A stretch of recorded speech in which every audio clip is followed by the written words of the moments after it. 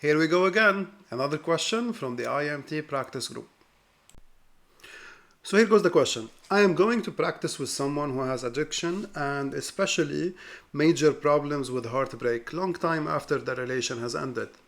The person says he categorizes the heartbreak as an obsession and an addiction. Constantly checking social media and WhatsApp for contact, constantly thinking about the ex, among other things, and got therapy for the heartbreak and later for addiction. Didn't help him because as long as the cause isn't addressed, it will not help me. The heartbreak and yearning is also a blockade. That's the choice of words of the person asking the questions. For new relationships, keeps him awake at night. Any suggestions? Where should I give attention to? Combination with MOM, metaphors of movement, and how, why, thanks. So the thing about this question is it is a descriptive analysis of the person's experience.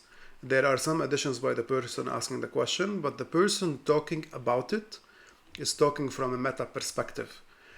This is discussed in the advanced IEMT course when we're discussing the different kinesthetic positions, how I felt at the time, how I feel about something, etc.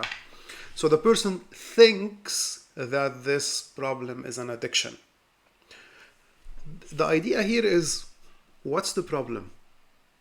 What is the person wanting to deal with? Is it the heartbreak? Is it how he feels? Is it something completely different?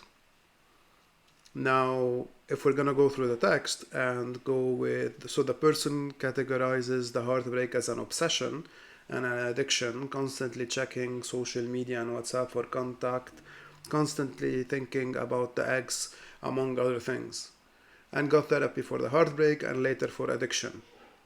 So what are we working with? Are we working with the obsession? Are we working with the addiction? What are we really working with? So there's obviously here like the need the person has to check, the need this person has to see what's happening, the need for connection maybe. So the first thing to start with, what do you really want to work on? And what's really the problem for you? And if I don't get that, if I don't understand that specifically, I'm just going to be working with the labels and I'm going to be working with what the person thinks about what's wrong with them. Lots of the, as Andy says, the alphabet therapies work on how people think about their problems or how people feel about their problems, which is working with the meta perspective, getting them to just dismiss, have kinesthetic denial about their problems rather than actually solving the issue. Could this issue that this person is lonely? Could this issue be that this person doesn't know how to be in a relationship and he needs some training? Could it be that this person doesn't understand how to deal with overwhelming emotions and needs some psychoeducation? These are the things to explore.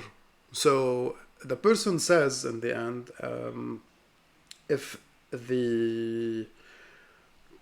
as long as the cause isn't addressed, it will not help me. So this is one insight. So what do you think is the cause? What's going on there? Also, the me that is not being helped.